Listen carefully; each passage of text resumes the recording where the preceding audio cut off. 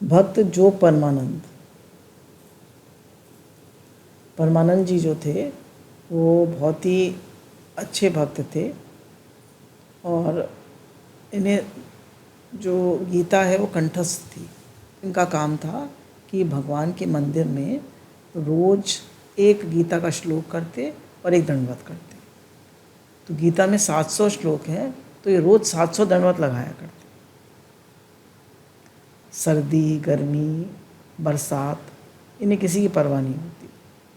जलती हुई धूप में भी लगाते, बरसात में भी लगाते, सर्दी में भी लगाते, हर समय लगाते। तो इनकी दंडवत कभी नहीं छूटती। अब हम अपनी तरफ देखें, हमसे एक दंडवत हो जाती है रोज़, उसमें भी हम आलस करते हैं कि मेरे घुटनों में दर्द है, मेरी कमर में दर्द है, कैसे करें। हम में से कौन 11 दंडवत रोज़ करेगा? करेगा कोई? एक तो बहुत लोग कर लेते होंगे, पर 11, ये 700 दंडवत रोज़ करते थे। तो आइए इनकी कथा सुनते हैं। दक्षिण भारत के वाराणसी नामक गांव में जोग परमानंद जी का जन्म हुआ था। जब ये छोटे थे, इनके गांव में भगवान की कथा तथा कीर्तन बहुत हुआ करता था। इनकी कथा सुनने में बड़ी रुचि थी। कीर्तन इन्हें अत्यंत प्रिय था। कभी रात को देर तक कथा या कीर्तन होता रहता तो ये भूख प्यास भूलकर मंत्रमुग्ध से सुनते रहते। एक दिन कथा सुनते समय जोग परमानंद जी अपने आप को भूल गए। व्यास गद्दी पर बैठे वक्ता भगवान के त्रिभुवन कामनीय स्वरूप का वर्णन कर रहे थे। जोग परमानंद जी का चित्त उसी श्याम सुंदर की रूप माधुरी के सागर में डूब गया। भगवान के श्याम सुंदर के रूप में इनका मन डूब गया। नेत्र खुला तो देखते हैं कि वही वनमाली पीताम्बरधारी प्रभु सामने खड़े हैं।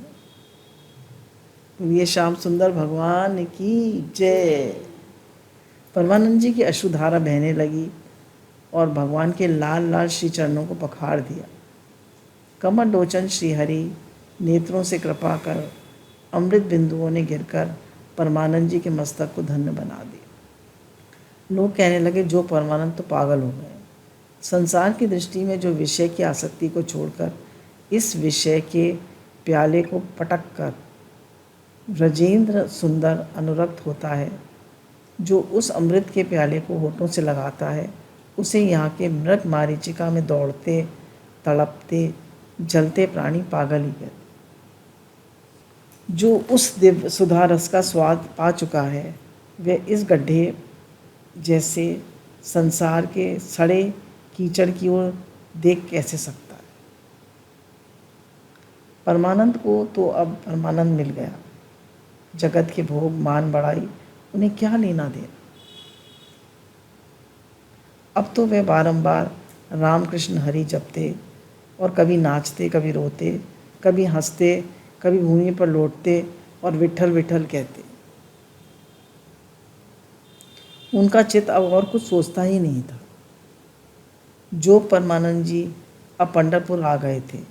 वे पंढरनाथ का षडोपचार से नित्य पूजन करते और उसके पश्चात मंदिर के बाहर भगवान के सामने गीता का एक श्लोक पढ़कर साष्टांग दंडवत करते।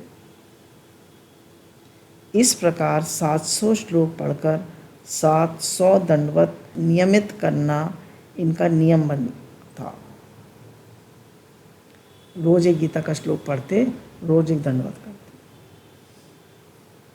संपूर्ण गीता का पाठ करके 700 दंडवत पूरी हो जाने पर ही वे भिक्षा करने जाते और भिक्षा प्राप्त करके भगवान को नैवेद्य अर्पण करके प्रसाद पाते।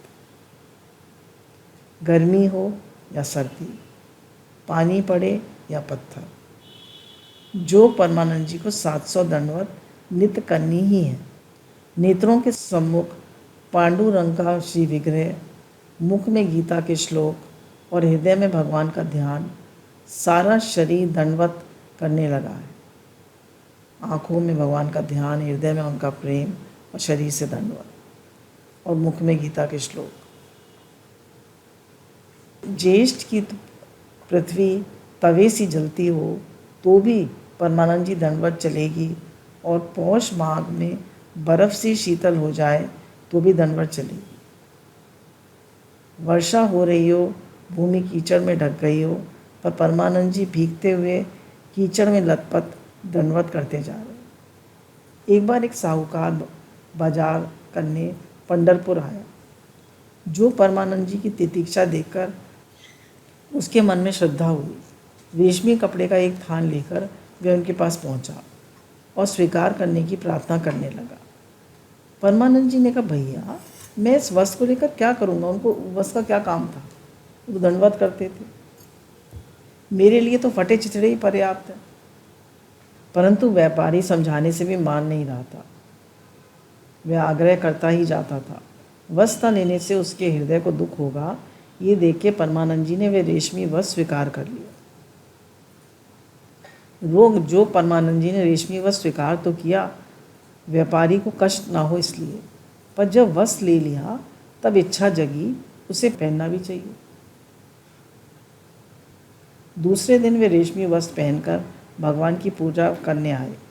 आज भी वर्षा हो रही थी, पृथ्वी कीचड़ भरी थी। परमानंद जी मन वस्त्र पर लुभा गया। पूजा करके दंडवत करते समय उन्होंने वस्त्र समेट लिए।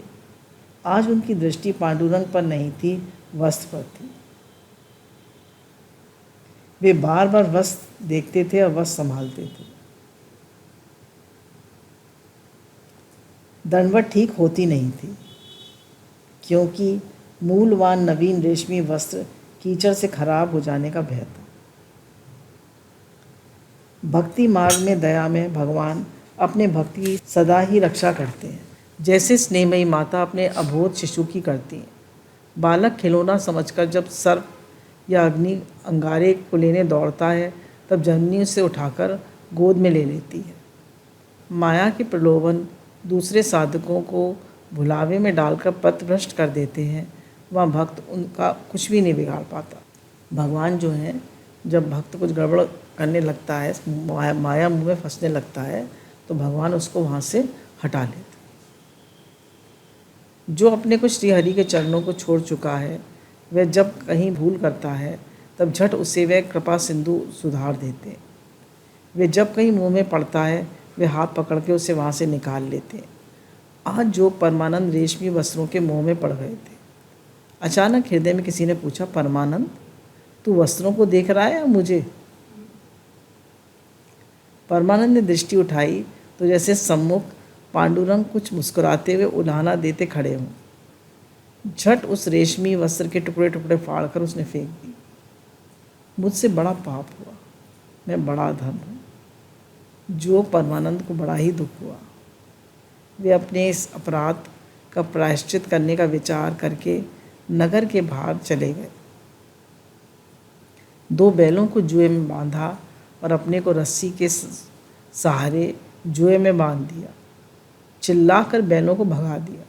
शरीर पृथ्वी में घसीटता जाता था, कंकड़ों से छिल रहा था, कांटे चुभ रहे थे, रक्त धारा बह चली थी, किंतु परमानंद उच्च स्वर से प्रसन्न मन से राम कृष्ण गोविंद की टेर लगा रहे थे। जैसे जैसे शरीर छिलता घसीटता, वैसे वैसे उनकी प्रसन्नता बढ़ती जाती, वैसे वैसे उनका स्वर ऊंचा होता जाता, और वैसे वैसे बैल भड़क कर जोर से भागते जाते थे। भक्त वत्सल प्रभु से अपने प्यारे भक्त का ये कष्ट देखा नहीं गया। वे ग्वाले के रूप में प्रकट हो गए और बैलों को रोककर जोग परमानंद को उन्होंने रस्सी खोल दी और बोले, तुमने अपने शरीर को इतना कष्ट क्यों दिया? भला तुम्हारा ऐसा कौन सा अपराध था?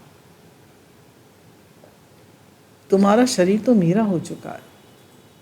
तुम जो कुछ खाते हो अब ये सब हमारे लिए। अगर हम भगवान के प्रेमी हैं, अगर हम भगवान की आराधना करते हैं, हमारा भगवान से प्रेम करना चाहते हैं, भगवान से प्रेम है, तो भगवान कह रहे हैं तो जो कुछ तुम खाते हो वो मेरे मुख में जाता है। तुम चलते हो तो मेरी उससे प्रदक्षिणा होती है, मेरी परिक्रमा करते हो। तुम जो भी बातें करते हो वो मेरी स्तुति है। जब तुम सुख से लेट जाते हो तभी मेरे चरणों में तुम्हारा साष्टांग प्रणाम हो जाता है। तुमने ये कष्ट उठाकर मुझे रुला दिया। प्रभु ने उठाकर उन्हें अपने हृदय से लगा लिया। जोग परमानंद श्याम सुंदर से मिलकर उनमें एकाकार हो गए। बोलिए श्याम सुंदर भगवान की जय।